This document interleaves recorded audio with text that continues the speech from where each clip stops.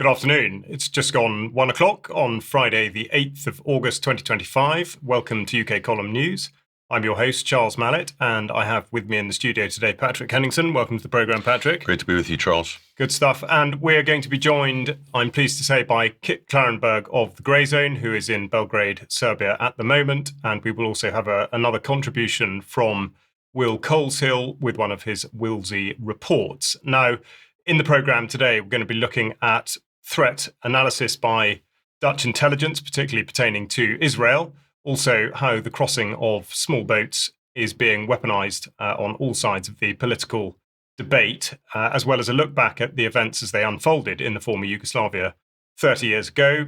We'll be covering the sabotage in the Baltic and the intelligence picture as it's seen by Russia, as well as the continuing battle or indeed interaction between artificial intelligence and free speech, and then on to Presidents Trump and Putin. Will they meet or won't they?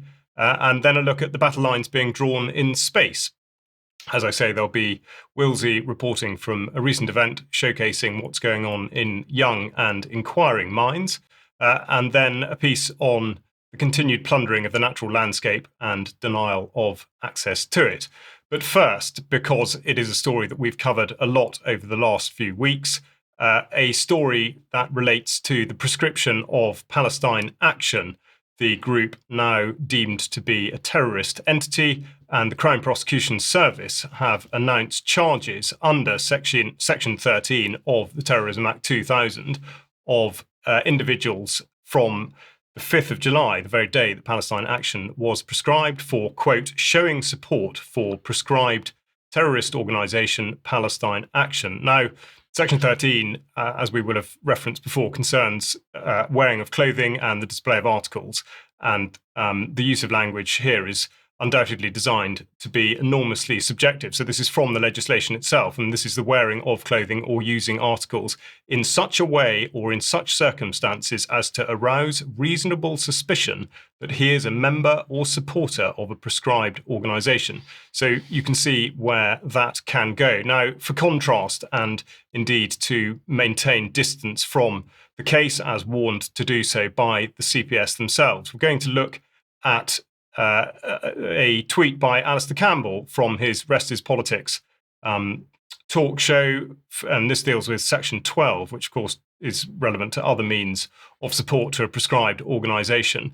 But the tweet here shows a picture of the now president of Syria, a known terrorist in his capacity as head of HTS, a subset of Al-Qaeda, but very clearly being supported by Alistair Campbell and Rory Stewart. I wrote to Counter-Terrorism Police about this very issue and received no reply. So just to point out the specifics on Section 12, which says that a person commits an offence if he arranges, manages or assists in arranging or managing a meeting which he knows is to support a prescribed organisation, to further the activities of a prescribed organisation, or to be addressed by a person who belongs to or professes to belong to a prescribed organisation.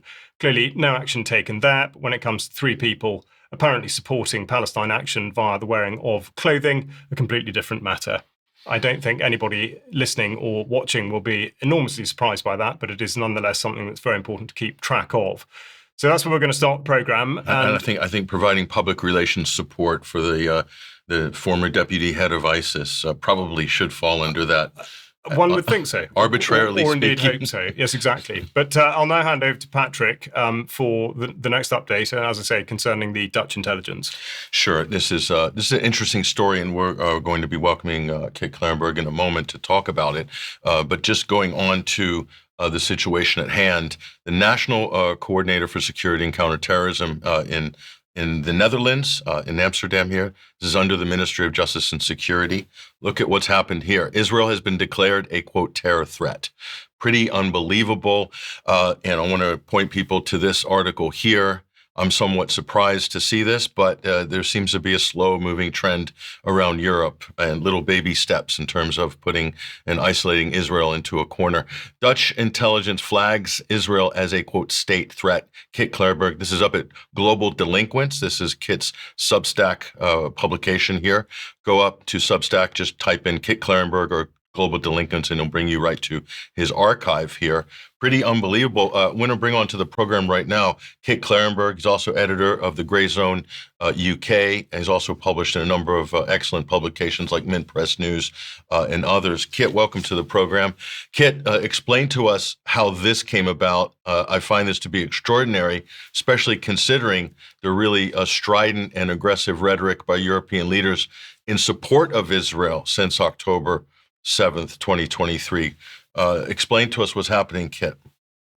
Well, I mean, it's a pretty extraordinary development, but I mean, NCTV, which is Amsterdam's counter-terror intelligence agency, every single year it publishes an assessment of quote-unquote state threats to the Netherlands, and it has named Israel as a threat to the Netherlands for the very first time. And this comes at a time when Amsterdam is also leading the charge within the EU against Israel, calling for a reappraisal of the EU's relationship with Israel, calling for the end of trade with Israel, and among other measures. It must be stated that the Netherlands has historically been very pro-Israeli and has served as a key nucleus for Israeli lobbying within Europe and beyond. The Netherlands is home to a number of very powerful EU, UN organizations, and therefore has been a kind of jumping off point for the Zionist entity for a very long time and its lobbying work. So this is a pretty, as I say, a pretty extraordinary development. And we're going to bring one of those shady organizations here. I'll bring this up on screen. The NGO Monitor, adorned with EU flags, but on closer inspection, just going to the contact page, this is actually based in Jerusalem, in Israel. This is one of those instruments you're referring to, Kit, based in Israel, but very active and organizing activities against Palestinian support in countries like the Netherlands, which you pointed out in your article. Go ahead, Kit.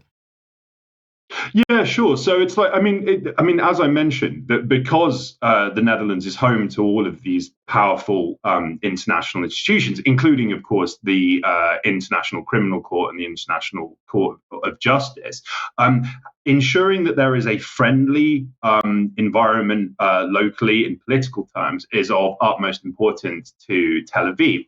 And for many, many, many years, they have systematically sought to neutralize any trace of Palestine solidarity in the country. This has extended to cyber attacks on prominent Palestine solidarity activists, physical threats, all manner of skullduggery, but most prominently, smear campaigns. You mentioned NGO Monitor. NGO Monitor, and the Dutch government has acknowledged this. It routinely smears anyone or anything that is remotely critical of Israel, including Amnesty International and Human Rights Watch, which are, of course, mainstream darlings that can't really be depended upon for an accurate an accurate view of human rights in the world. The slightest criticism of Israel, these people and organizations get smeared as anti-Semitic and in bed with Hamas.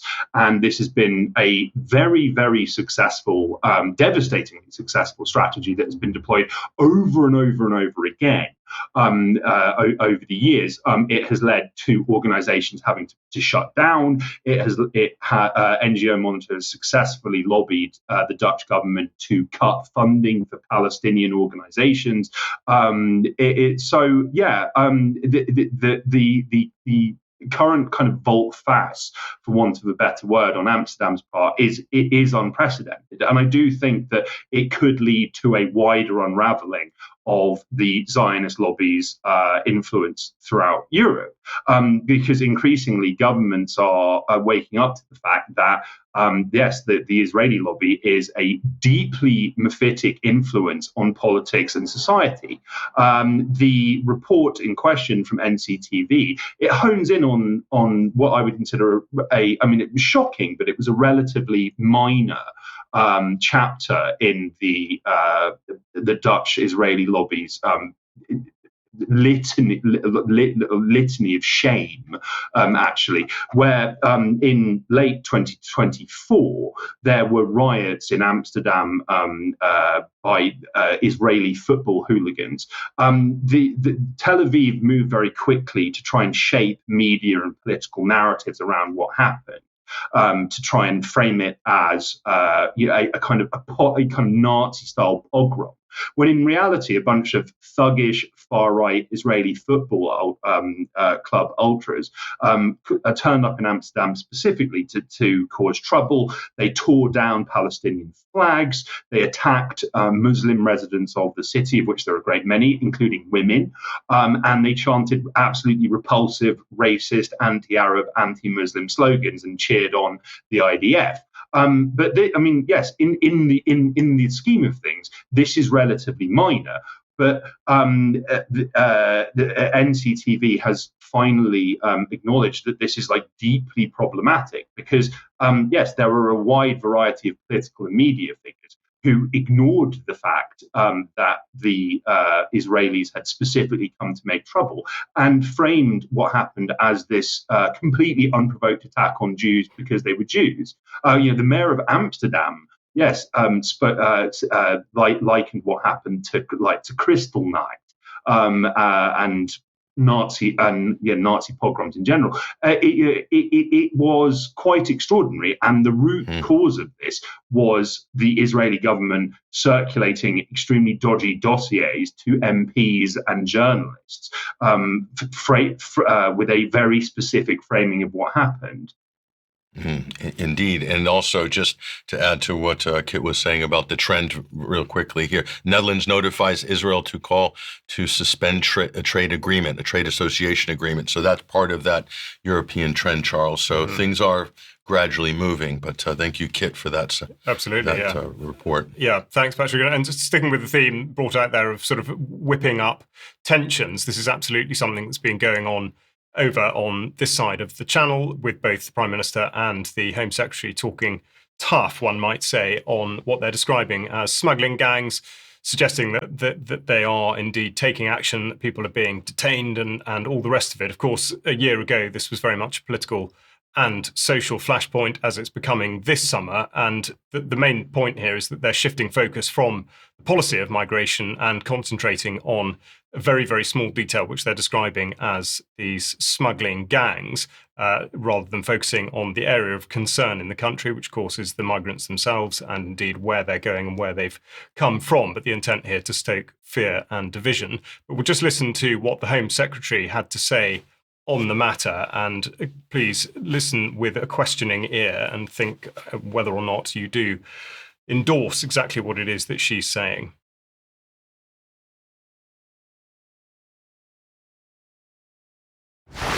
Well, the pilot has now begun, and the first migrants who arrived on small boat are now in detention. That is the first step to removing them to France, because no one should be making this journey in the first place. And that's why this is now starting the process to return people and to undermine this vile trade in people.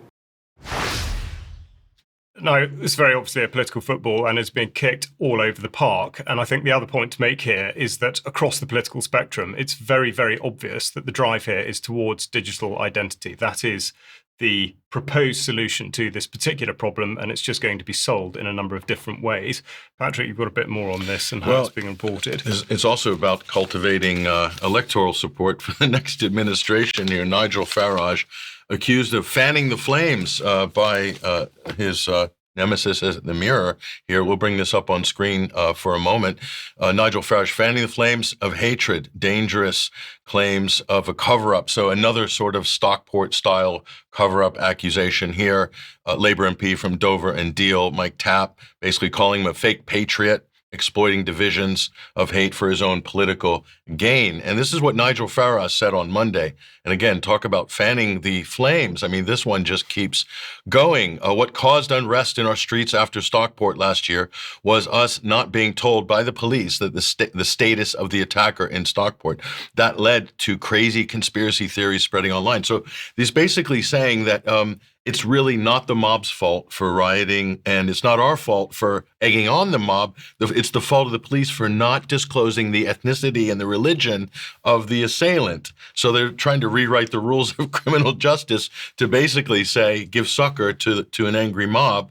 And Douglas Murray made the same exact argument at the time to justify his egging on of the mob, as did Tommy Robinson. Yep. So we're seeing this this pattern develop. Absolutely, playing out exactly like it did last year. And just to qualify, that is Southport, not Stockport. Stockport, yes. Okay, now what we're going to do is take advantage of having Kit on the programme. And indeed, as I mentioned at the opening, the events in Yugoslavia 30 years ago were very much dominating the headlines. And Patrick, you're going to give us more on that. Well, yes, and we're looking at, we'll bring this up on screen here. The Yugoslavian War, obviously, people should understand that's 1991. To 1999. Sorry, typographic error there. But just to reiterate what the map looked like at the time, the breakup of Yugoslavia here, and they're talking in the news about the 30 years since Croatia's, quote, War of Independence. This is German state media, of course, but other outlets in Europe are saying something different. 30 years on, Operation Storm still divides the Balkans. And here I want to direct people to Kit Klarenberg's piece here at the Gray Zone. U.S.-backed ethnic cleansing of Serbs, top diplomat secretly told Croat leader. Let's bring Kit Klarenberg back onto the stage to talk about this. Kit, interesting development here, new documents, new information, or information that hasn't been looked at, but maybe was there. Explain to us what's behind this story. Mute. Mike.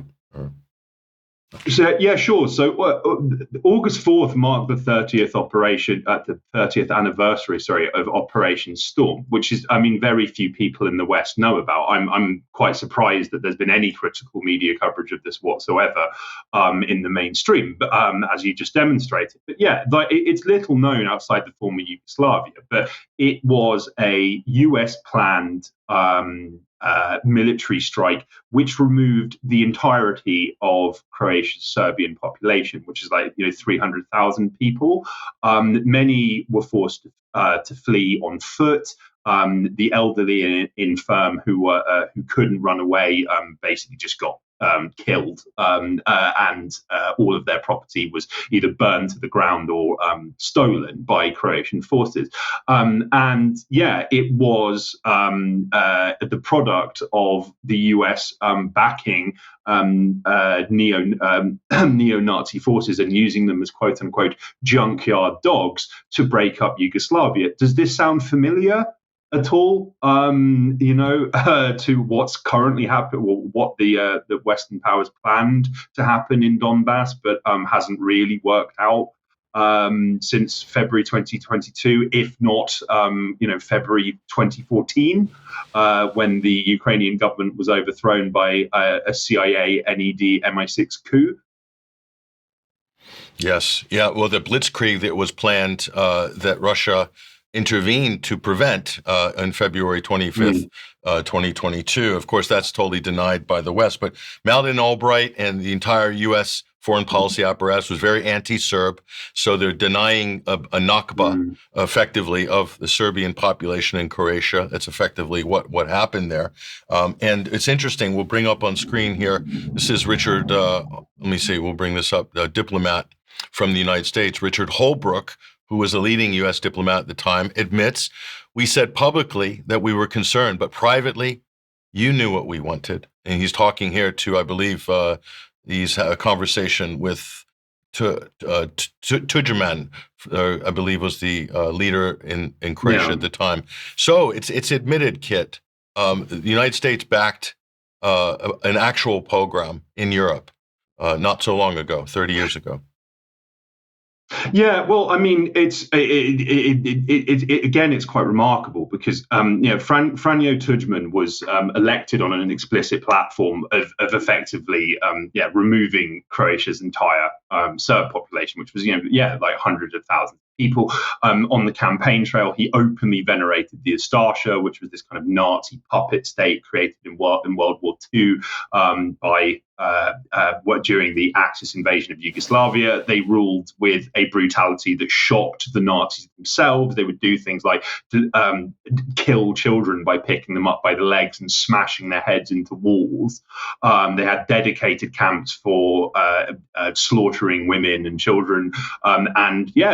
Tudjman suggested that the Ustasha were a reflection of Croatia's desire for freedom and independence, and appointed several former Ustasha exiles to his government. Of course, this instilled fear in Croatia's non-Croat population. And yes, the Operation Storm represented the culmination of a plan that was laid well in advance, and the US not only was well aware of, but greenlit. It is celebrated today as Victory Day in Croatia, and you can see large crowds of people walking, often doing the Nazi salute as they do so in cities like Zagreb and Split. The parallels with the current conflict in Ukraine couldn't really be clearer, except that now the US is losing, which could well be on the verge of just total capitulation and leaving Ukraine to its own devices to be overrun by Russia. There have been reports that Putin and Trump are scheduled to speak next week. We shall see if anything comes of that. The US negotiating position is certainly not very strong, and the US empire isn't what it once was, in the mid-90s. Yeah, I think, thank you, Kit. It's a very important story. It's also important to put this important historical event into context. So much of what's happened in Europe and the Balkans and now Ukraine, it's the West and Britain and some of the European NATO members always exploiting all of these tensions that arose during the early part and middle of the 20th century, and still trying to get mileage out of these divisions that were created from past wars. And it seems like they're coming to the end of this playbook. Hopefully that's the case. Yeah, really important. And with such a sort of constant battering from the ever-evolving news cycle, people are so quick to forget. And I think that it's exactly right to make sure that people don't forget what's happened and do have an accurate version of events. So, Kit, thanks very much for that. And now, that article's at the Grey Zone. Yes, it is. And there'll be links. All of this that's been referred to will be linked in the show notes. So do go there. And on that subject, delighted as we are to have you watching the news programme. I wonder how much use you're making of the UK Column website. And it really should be considered as a primary source for research. The search bar shown there at the top, and there is a wealth of information. I draw your attention particularly to the sections and indeed to the comment pieces there that are on the website. So a phenomenal resource, which really I would encourage you to make best use of. Now, also, we would be very pleased to have you on as a member, and indeed that is the only way in which we are able to fund what it is that we do through our membership subscriptions and indeed donations. So there's a big button there on the front page of the website helping you to do that. So please do consider joining us and becoming part of the family. Now, a very good interview went out yesterday with Escape Key, Ben Rubin, talking, the title of the interview there, Reverse Engineering the Architecture of Totalitarian Control. And if that sounds like a bit of a mouthful, essentially it's breaking down all the various things that people are seeing around them now and understanding where it's coming from. So a really important interview to get into there. Now, tonight we have the next instalment of the banter session, Germ Warfare, which is Mike Robinson and me talking to Germ. So please do enjoy that this evening. Then, as spoken about before, we've got the Hope Freedom Music Festival over the August bank holiday weekend. And if you have not yet got a ticket, then you're in luck, because with the discount code UKC20, you can get 20% off. So please do consider doing that. And we've actually got a video of Katie Jo and Sadie talking about the festival itself. So we'll just play you a quick clip of that. The talk tent is back to back with fantastic absolutely inspirational speakers. UK column takeover. Saturday, Philly J. Lay, it's all about health on the Sunday. Monday is all about spirituality with Giles Bryant. You're going to walk away feeling uplifted, 100%. feeling amazing because you've been around like-minded people for a whole weekend. We are lucky we get to experience that all the time. Yeah. But if you haven't, or you don't get that very often, you need to fill up your tank of feel-good energy.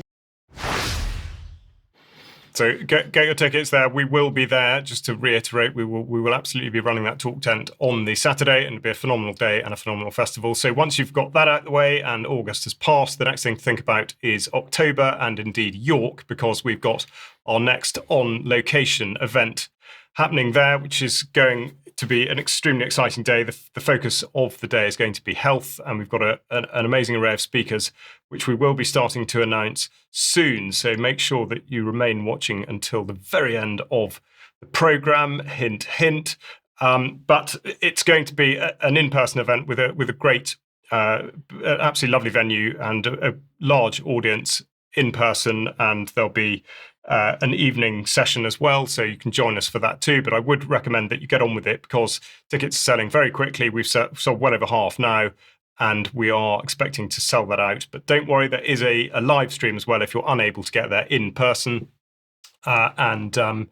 Therefore, we have all the bases covered, or at least so we hope. Now, that concludes the ads for this news programme, and we're going to go to the Baltic, where I think, again, we're going to have to take a different perspective on what we're told by the British establishment, certainly, Patrick. Well, yes, and you're not allowed to know a lot of this because it's in Russian media, which is verboten in Britain, but nonetheless, and we will be asking Kit Klarenberg to contribute on this discussion. But the UK accused by Russian intelligence of masterminding a sabotage campaign against Russia's shadow fleet of tankers and ships on the high sea doing trade and commerce here. This is a report we've got up at 21stCenturyWire.com from our Global Affairs Associate Editor, Freddie Ponton.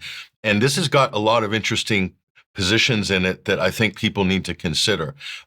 We're calling this the NATO Lake. Obviously, with the addition of Finland and Sweden, this has completely changed the security architecture of the Baltic environment, made it a lot more hostile for Russia. And this is a report by the Russian SRV, their intelligence services here. And this is interesting. NATO allies preparing for large-scale operations against Russia's so-called shadow fleet. And that's what's in here. There's the report. We've got the translation in PDF form, which you can go and read there. And also, what's also interesting about this, and this is where the conversation is going to get a little dicey. There's Keir Starmer, the British Prime Minister, and what's he saying here? Well, we'll bring on, actually, we're going to bring back a quote from Keir Starmer. There it is. "The threat from Russia to our national security cannot be underestimated," Starmer said. "That is why we will do everything in our power to destroy the shadow fleet operation, starve his war machine." So his shadow fleet, his war machine, so they're personalizing this to Vladimir Putin, like Saddam Hussein style and Gaddafi style, starve his war machine of oil revenues and protect the subsea infrastructure that we rely on for everyday lives. Charles, subsea infrastructure. What's the Nord Stream pipeline? Does that count as subsea infrastructure? I mean, I'm certainly no expert, but I would think that it might fall into that category. Yes, I find this to be quite unbelievable here, and this is dovetailing with this. Donald Trump's hitting India with 50% tariffs. 25 extra 50 in total for Russian oil purchases. So that's coming via Russia's, quote, shadow fleet. So this is a coordinated operation between the British and the Americans and NATO, full stop. Now, we've got a video here from Chris Donahue, NATO command of NATO land forces here. Listen very closely. If you look at Kaliningrad, and it's, you can argue back and forth, but it's about 47 miles wide, surrounded by NATO on all sides. There's absolutely no reason why that A2AD bubble, to deter Russia, we cannot take that down from the ground in a time frame that is unheard of and faster than we've ever been able to do. We've already planned that, we've already developed it. The mass and momentum problem that Russia poses to us, a problem that we could get faced anywhere else in the world. We've developed the capability to make sure that we can stop that mass and momentum problem, approximately 22 divisions worth of capability. And then, of course, all of us have to make sure that we have offensive capability. That was this week, Charles. That was this week. So a NATO commander openly advocating for offensive operations against Russia that would definitely trigger a potential thermonuclear exchange and World War III. Unbelievable here. And for further perspective on this, back in June, Kit Klarenberg published this with the Gray Zone: Secret British Plans to Defeat Entire Russian Black Sea Fleet Revealed in Leaks. So let me bring Kit back. Kit, so it's there's no secrets about what the agenda is here. Now they're doing this openly. Russia's not advocating to attack the United States openly, and how they're going to, take out the U.S. fleet in Hawaii or even in Bahrain, but yet NATO's doing this to Russia publicly. That plus what you've been sharing with us in the previous months, we'd like your perspective, Kit.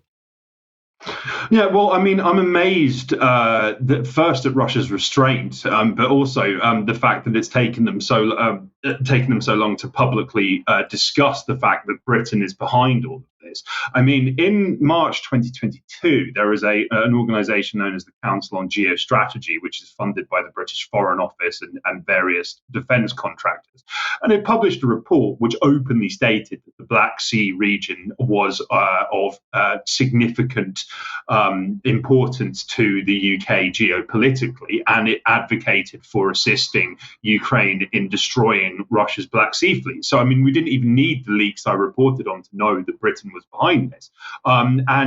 Yes, there are numerous passages in the leaked files I reported on, which have very clear relevance to what's been going on. So, I mean, this didn't get much coverage in the Western or the English language media. But in February, there was a spate of explosions on tankers in the Mediterranean that had recently stopped at Russian ports and were ferrying Russian goods, particularly oil, around the world. Italian investigators, openly stated that they suspected that Ukraine was responsible for this.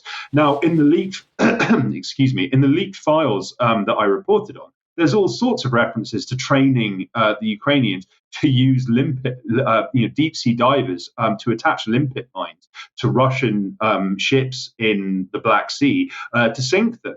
Of course, they're going to be using this capability elsewhere.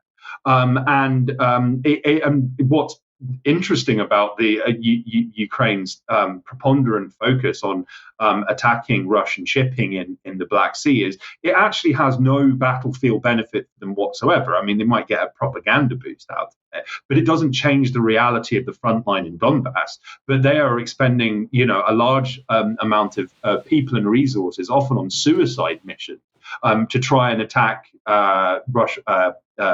Russian shipping, Russian military bases, and Russian territory in that region. As I've also reported for the Grey Zone, I mean, the entire Krinky operation, which was a catastrophic disaster ranking amongst one of the worst military disasters in modern history. This was all masterminded by the British. It was British-trained Ukrainian Marines who were doing the fighting and dying, mainly dying, using British equipment, and they were trained in Britain itself.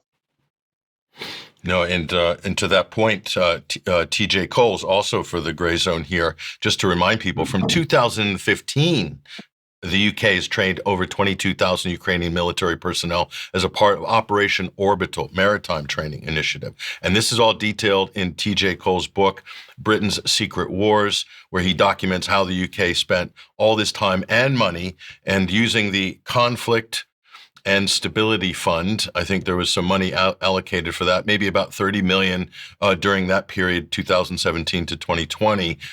Conflict Stability and Security Fund. There's a lot of stuff that gets trafficked through that fund, as you know, Charles. And if you want to look at the book, TJ Cole's Britain's Secret Wars, excellent book. And we were both at the same university doing postgraduate research as well, so in Plymouth And TJ Coles is a fantastic top flight researcher. I just wanted to point that out. But I want to bring Kit back. Just say, Kit, thank you very much for joining us. And we hope we'll follow your work on Substack as well as the Gray Zone. And hopefully we'll be able to talk to you again soon. My pleasure. Cheers, guys. There he goes, ladies and gentlemen. That's Kit Klarenberg. Follow him on Substack, also at The Gray Zone. He's editor of The Gray Zone UK, sister publication of The Gray Zone in the US. Yeah, super. Yeah, excellent contribution there from Kit, and we're very grateful for it. Also worth pointing out that Orbital actually was a land initiative as well, and of course led into Op Interflex, which we've talked about a lot. And of course that's drawn a huge amount of not just money away from other defence projects in the UK, but also an enormous number of people to run the training program. So it's and by the way, Charles, amazing. How many of those people trained? How many of those young Ukrainian men are still alive? Well, I that can have tell gone you, through that program. Funnily enough, I can tell you the answer, and that is that that once the training is complete. In fact, sorry, this is from a Freedom of Information request that I had from the Ministry of Defence, which was which units are these guys coming from and where are they going back to, and they do not keep a record of that. So they have absolutely no idea. When you look deliberately, of course. And you look at the disaster like Krinky, which Kit Klarenberg was talking about, the losses were just unbelievable. Yeah. And it's that discussion never comes up in all of this. Yeah, no, it doesn't. Now, changing topic somewhat onto artificial intelligence, or at least obliquely. Now, it's well recognised that artificial intelligence is very much a double-edged sword. And in this instance, I think what I'd like to do is make the case that it can be, in effect, weaponised by various means as a trap for censorship. And I'm going to use as an example a tweet posted recently by somebody called David Atherton. Now, he, interestingly, has free speech in his Twitter profile and describes himself as a journalist, although I'd like you to consider whether or not you would agree with that description. Now, the tweet reads that a woman has been raped at the Adelphi Hotel at 8 o'clock yesterday. A 49-year-old man living in Shropshire was arrested. The hotel is owned by the Britannia Group, which extensively houses asylum seekers, although Grok was unable to confirm it is used for that purpose. Now, it's perfectly obvious he can use the internet. The Merseyside police issued a statement which said that a 49-year-old man from Shropshire was arrested on suspicion of the rape of a woman. But of course, the wording has been changed just slightly to give the impression that the man involved is not a Shropshire resident, changing it to living in Shropshire. He also makes the connection between Britannia hotels and migrants, but he doesn't check. He asks Grok instead, which, if you're unaware, and well done you if you are unaware, is the AI tool that is sort of deployed, utilised by Twitter to apparently provide answers to things that people can't think of for themselves. And the algorithm, on top of all this, rewards this tweet with 469,000 views, which is a really important point to make, because in considering what the comments might be about, I think it's fairly obvious that the insinuation here is such that he is certain that he knows the identity or indeed the ethnicity of the suspect. But of course, had he done a little bit more research, he would have found that Britannia Hotels has on the website the Adelphi Hotel listed clearly, a hotel that one can book at and indeed get in touch with and find out that it's not a migrant hotel. So free speech written down in your Twitter bio is all well and good. But of course, the point is that careless and indeed speculation of a willfully inflammatory nature is really asking for the type of censorship that the regime has no trouble in dishing out. Now, in another example, but sort of with a different bent on it, this is a tweet again from this time Andrew Bridgen, picking up a story and doing the same in a sense, which is to not attempt at all to verify the validity of it, and in fact, following any doubt in the comments, has actually doubled down on it. And if you're not able to see, this is the story that's been doing the rounds, now discredited, that 2 British Army colonels and a secret intelligence service person were captured by Russian special forces. Now, there are no primary sources given for any of this on either side. Nonetheless, it's been put out absolutely across the board, even by the Afric Times here via Adebukola Adebiego, who I think is probably Nigerian, although interestingly his news organization, at least on LinkedIn, is listed as being in Florida. Now, this has been reported as coming from the Norwegian Steigan paper, which has issued a correction. But of course, the point here is that these corrections are never, ever brought through the mainstream. So instead, the story is discredited. All those that put the story out are discredited. But what I want to point out is the use of AI. Now, this is the photograph that went with the article, which at first glance might well look like two British colonels. But I'll just take you around the photograph by means of this red arrow, which if you can't see it, I apologise. But you'll notice how the passports, first of all, don't have actual proper text on them, but they appear to be hovering in the air, very obviously not actually resting on the knee. Furthermore, that is not the type of belt that would be worn by a member of the armed forces. That is not a piece of issue kit. And again, the belts are different from one another.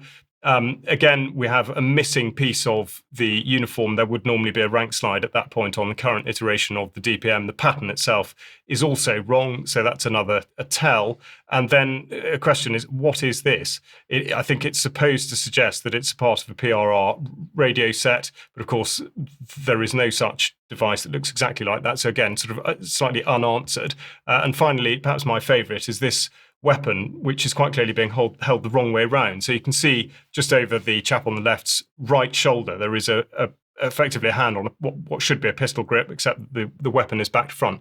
So if you spent any time looking at it, it's actually blindingly obvious that it is a fake photograph, but it was used in such a way as to suggest that there was something to this story. Now, I mentioned that Steigan, where the story is supposed to have come from, had issued a correction, and of course, that's going to be lost in the sands of time.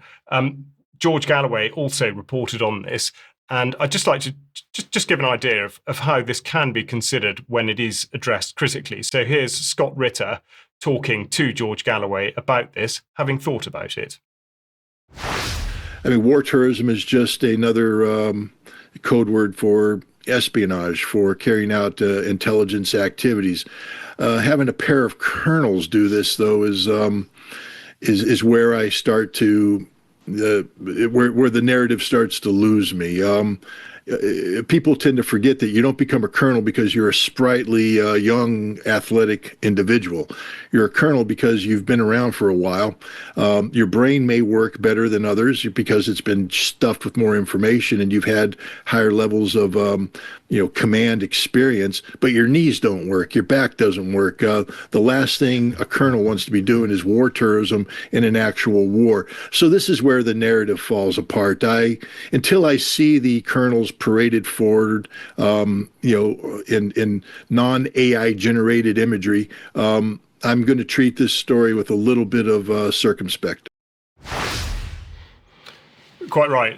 It just illustrates how AI can be used for nefarious ends. Indeed, had the story had any veracity to it, simply by putting out artificially generated images, could sow that element of doubt and make it look like it wasn't real. And I would just conclude by saying the reason this is important is because, of course, the Online Safety Act is dealing with all these sorts of issues and indeed suppressing free speech absolutely across the board. So I would encourage you, if you haven't done so already, to sign this petition, which is on screen now. There'll be a link in the show notes, which is to repeal the Online Safety Act. And as of, I think, first thing this morning, just over 500,000 signatures. So I think a long way to go yet, but something very important that we keep pushing. And I might add, even George Galloway got roped into that story and tweeted about it unknowingly. So a lot of top accounts basically took the bait on that. And a lot of them have come back and acknowledged that that was a mistake. So fair play. Indeed. But this is fake news, and it could be generated by humans or it could be generated by AI. The Grok thing really scares me. And I always warned about that, is that the final source of truth cannot be an AI engine. And this is what Elon Musk's vision of the future of news and media is. He says, in the future, Grok will be the source of truth. Yes. He's quoted as saying that. We've showed this as well previously on the program, Charles. So yeah, a lot to talk about there in the future. Let's continue that debate. But very briefly, I'll just mention this. There's meant to be some kind of a summit between Trump and Putin. Much has been made of this, of course, and with all difficult divorce proceedings, Charles, what do you do with the kids? That's the big question. And Zelensky is the other part of that tripod. So Trump and Putin, this is a couple of days ago, to meet in coming days.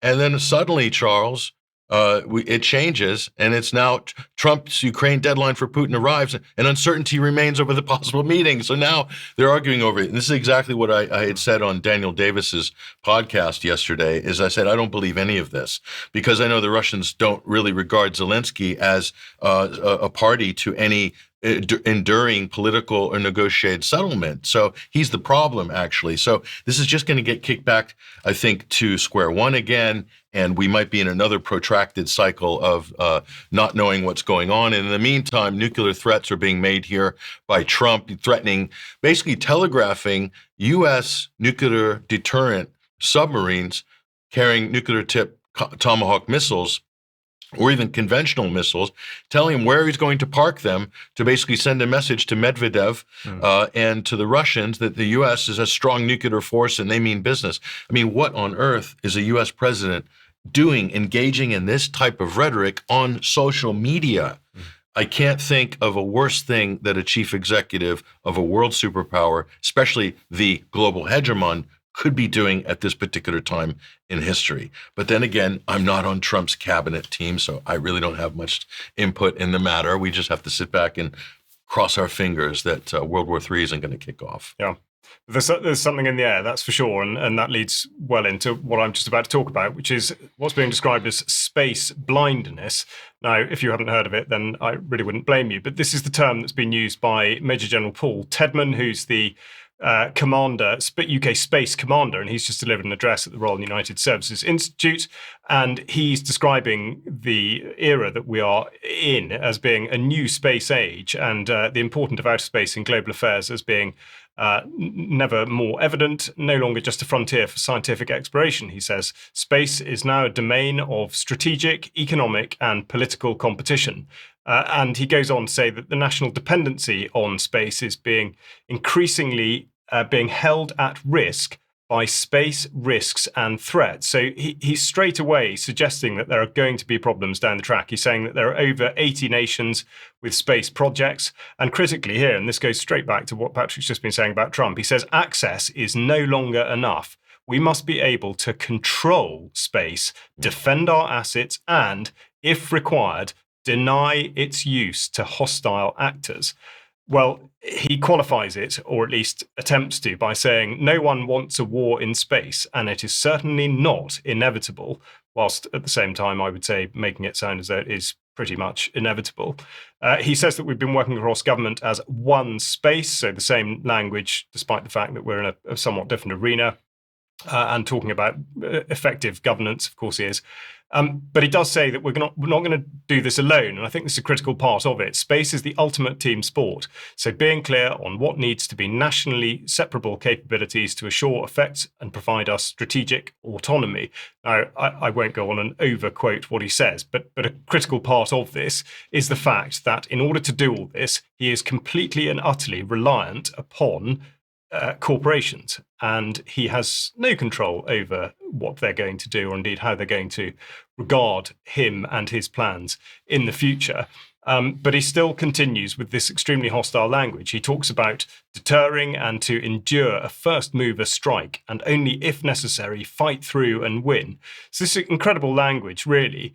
But it coincides with an announcement about high-altitude balloons, which again are being considered to be a defence capability. And they say that they're developing uncrewed high-altitude balloons to conduct intelligence, surveillance and reconnaissance missions. And again, here we go, the same old refrain, boosting national security and delivering on the government's plan for change. Now, the future use of balloons could, they say, support operations and reliable communication as well as providing information for weather forecasting and climate research. So the sense that defence and meteorology are intertwined is, of course, something we've talked about quite a lot in the past, but interesting to see that it crops up here. And the other thing I would like to draw your attention to is that the nuclear deterrent video here shown on screen has just been re-released by the government, literally in the last couple of days. And one might question, given again what Patrick's just said and the rhetoric that's coming out of Space Command, why exactly, in the shadow of the Strategic Defence Review, of course, published within the last month, why all this would be coming out now. Now, the other thing to draw your attention to, which again is very much related to this, is Skynet. And I reported on Skynet 5 last year, described as a satellite communications capability. But now we're on the next iteration, which of course is Skynet 6.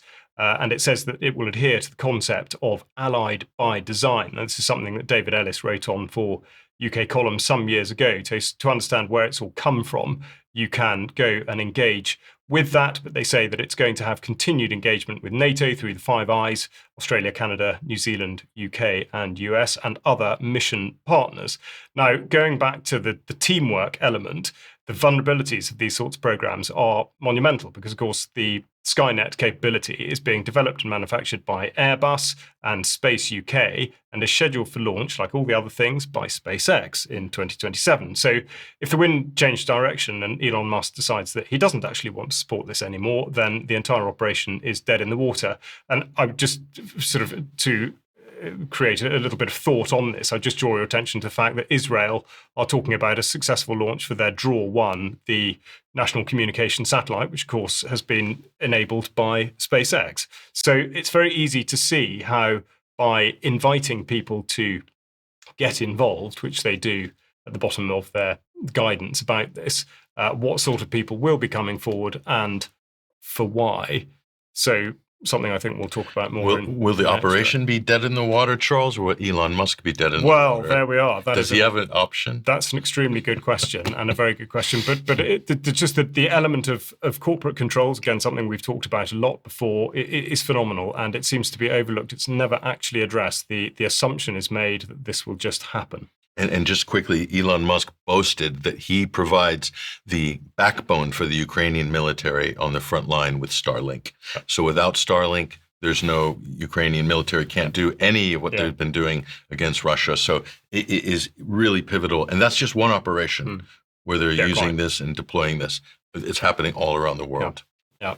Now, moving on, I said earlier we're going to be considering what's going on in the minds of younger people, and we're often to be found talking about the younger folk, because of course they are the future for society. What is it that they're thinking and doing? And I'm going to now go to a report from Willsy, which is dealing with an event held recently by the Cathedral, which is a nightclub with more to it than that, which has been running for 3 years. So let's have a listen to see what Willsy's been reporting on. My name is Nika, and at the moment I'm a children's party entertainer. My name is Ben Weller. I work for an anti-abortion organisation called SPUC. I'm Preston Bates. I'm an independent journalist and entrepreneur. My name is Matthew Glamore, and I run this club, which is the Cathedral. Just come in for a little social meet-up. Haven't seen people in ages, so thought I'd come out with some like-minded people. Oh, down here tonight's to meet some lovely people. Yeah, that's what I'm down here for. It's amazing. It's just good to connect with like-minded peers. Music and nice vibrations from nice people around. We're just here to see people and hang out, I suppose. It's impressive he's managed to get so many people on the boat. It's great. I love it. The Cathedral's third birthday! The Cathedral is a nightclub, but it's also a collective of audiovisual artists, and it's a cultural phenomenon. That's a mixed bag, I'll be honest. You meet some people who, quite honestly, I outright disagree with. You also find people who are humble. So the kind of people you meet is a variation of stubborn individuals with opinions that are willing to put that forward without being offended and bash different ideas out. Many seem like very open-minded. I mean, I could have a nice chat with them about everything, let's say. Not even just anti-vaxxer, anti all pharmaceuticals. That would be pretty cool. I'd like some more friends who are anti all pharmaceuticals. Pro-health in terms of taking care of themselves. Intelligent people that are down to earth, know their politics, They're genuine sane people. I do think that we all in general have a different idea of how we want to see this country improved and how we're going to put together our combined skills, initiatives, resources to actually make that happen. All sorts of different people here at the Cathedral. It's very much an open space, freedom of thought space, freedom of speech space. We have a wonderful, actually, resident communist this evening, which is really sweet, who's chatting away to some of the kind of dissident right. Really, that's what it's about, is building bridges between different belief systems, different ways of looking at the world, different ideologies. A nightclub is really about cross-pollination of different tribes. Artists, musicians, filmmakers, writers, but as well as technologists, podcasters, philosophers, theorists. It's a very cerebral scene. As you can see, there's a lot of people chatting, there's a lot of talk, and that's really what it's about. There's also dancing going on downstairs. It's really an attempt to create something that is bigger than the sum of its parts. It's about the people. The people are the most important thing. And there's some really beautiful and brilliant people in our country today, and it's about bringing them together and hopefully building some positivity. What do you think about the development of sort of youth counterculture? The youth counterculture, I think it's awesome. I spent almost my entire life thinking, why do I not fit in with people? Why do I have different thoughts to just the mainstream pop culture? And then when lockdown hit, it actually kind of made sense, because before that, I didn't know why I was a different wavelength. But the fact that youth are speaking out about this as well is just extra powerful, because we finally have not just the older generations, as great as they are with their wisdom and their attributes, but we're really cool, I think, in the youth movement. I think there's definitely an uprising in the youth, maybe it's just I'm tapping into a minority, maybe it's just wishful thinking.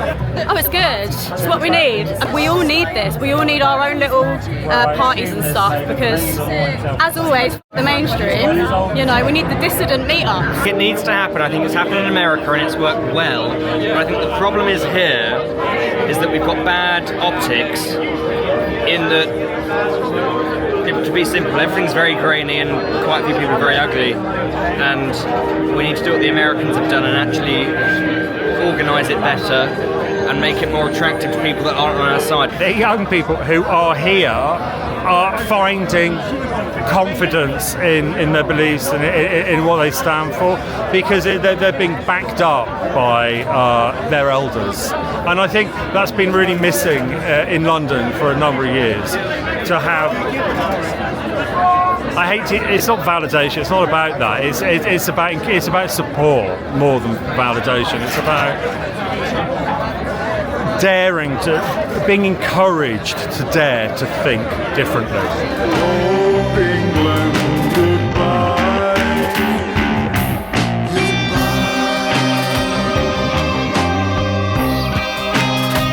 Oh, England, goodbye. Goodbye. Old England, goodbye. Old England, goodbye. You need to wear swimming trunks in case you go overboard. Yes, man, we need it. Well, they went the distance. Building bridges. What fun. Great. Yeah. I wonder if we'll make the cut for the next one. What fun. Look, one thing I just want to say quickly. She said, the counterculture. It's hard for the counterculture. This is something I try to say at events over the years, is that it's disempowering for people who class themselves as independent or alternative to call themselves the counterculture. They are the culture. At least you need to believe that you're the culture. The counterculture is McDonald's. It's corporate banking. It's mainstream media. That's the counterculture. Yeah. You are the culture. Independent, grassroots, mainstream is the actual culture. Yeah. So it's a slight twist, but I think it's a very good point. You're absolutely right. Yeah, change of mindset. Now, I've had another protracted communication with DEFRA, and I wrote to them in the wake of the Strategic Defence Review and all the other various papers that have come out recently about national security, asking how on earth DEFRA are actually going to make it work, because it is perfectly clear that self-sufficiency in terms of food security is not at all realistic and hasn't been for some considerable period of time. I asked them a range of questions about this, and indeed whether they would consider bringing in rationing, or at what point they would consider taking land back out of what they call environmental land management and back into food production, and indeed at what point they would consider dismantling renewable energy projects that were taking up huge swathes of land in order to produce more food. Now, I think you can probably tell more or less where this is going, but the answer, which was very long and very woolly, was in effect that they have absolutely no plan to do any of that, and indeed, the final question was, by what date will the UK have achieved 100% self-sufficiency? And not a single question was answered. Now, for background, food security, although talked about a lot by government and government ministers, is not in fact bound at all in statute. There are 3 references to it on the statute book, and they're only in the sense that it's a consideration when drawing up environmental land management or nature recovery schemes. So they said that they are engaging with the wider resilience and CNI community, talking about this critical national infrastructure, which of course is exactly how space is being regarded. So all these sorts of phrases used with gay abandon, saying they're aligned to the Ministry of Defence to ensure that impacts on the food supply are considered, and that there is contingency planning going on and all that kind of thing. They threw out the figure of £2.7 billion, saying that's invested in sustainable farming and nature recovery. Again, so not really addressing any of the questions that I asked, which of course was to do with the production of food. But just to qualify that sum would disappear in just over 5 days if it were given to the National Health Service. Now, in terms of how land is used, the other thing I want to just draw your attention to here, pointed out by the Gazette and Herald in Wiltshire, is that Corsham is now being lined up for a 450 megawatt site for a battery energy storage system. And if you're not aware of what that is, then please do go to the farming section on the UK Column website, because there's a lot of detail about the inherent unsafety, if that's a word, of these things, in that they're lithium-ion battery facilities which have a very poor track record already, and that's in a way beside the point. The point is that fire services have declared that they have no means of doing anything about these, but this is due to be going ahead, apparently, although not actually shown on the Renewable Energy Planning database as yet.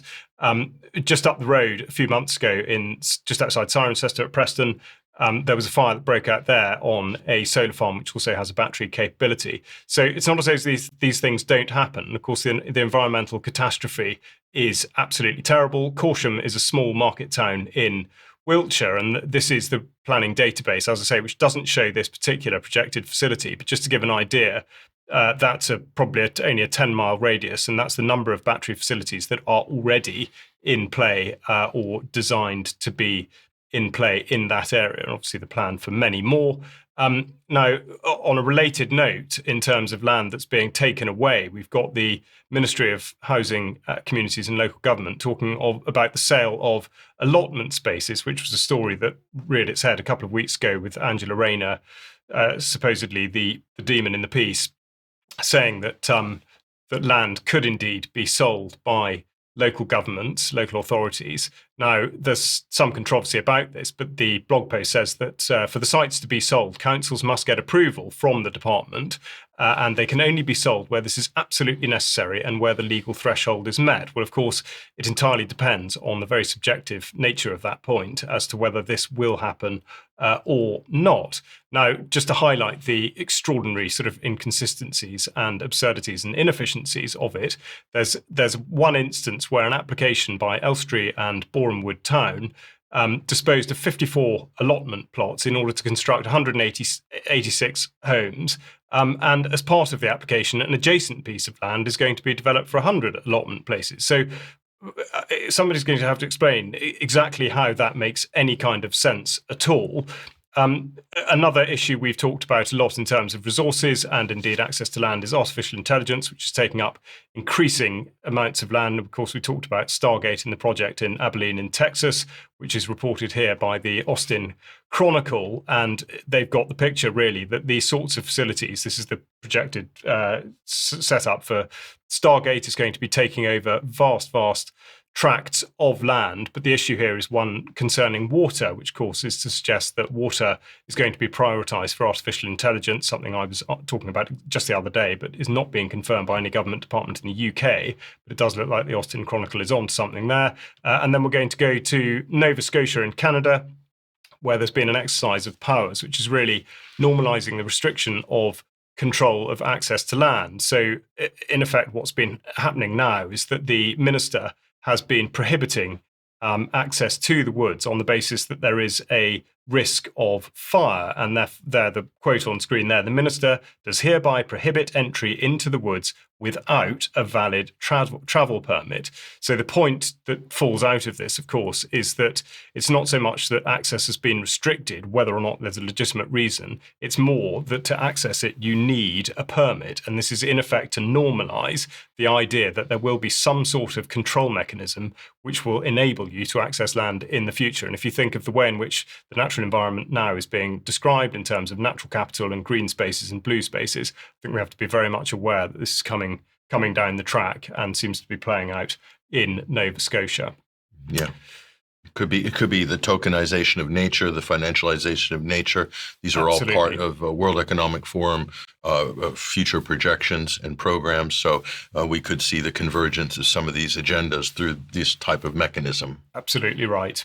Now, but to cheer the mood and to set you up for the weekend and to create more of a buzz about our event happening in October, I'm very pleased to announce that our first speaker that we are going to be talking about is Andrew Wakefield. Dr. Andrew Wakefield will be speaking at our event in York, and we are extremely excited about this. Andrew Wakefield, of course, almost single-handedly responsible for changing the way in which a huge number of people in the world think about vaccines specifically, but also pharmaceutical products in general. And indeed, he's going to be talking about what happened to him with his career after exposing what he'd found back in the 90s pertaining to vaccines, but also about a film that he has produced in recent years called Protocol 7, which we've talked about before. And I'm very pleased to say that if you have bought a ticket, you will have digital access to Protocol 7 after the York event, and that applies to you if you are buying a ticket for the live stream as well. And I've seen it. It is an absolutely phenomenal film. So just another reason to get a ticket, whether for the live stream or indeed for the in-person event itself. But Andrew Wakefield will be there. Please come along and listen to him.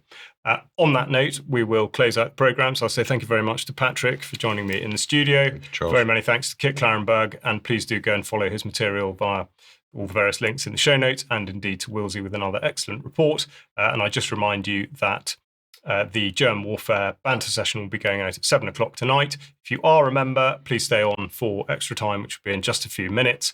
And indeed, have a lovely weekend. And please join us for the news programme on Monday at 1 o'clock. Bye-bye.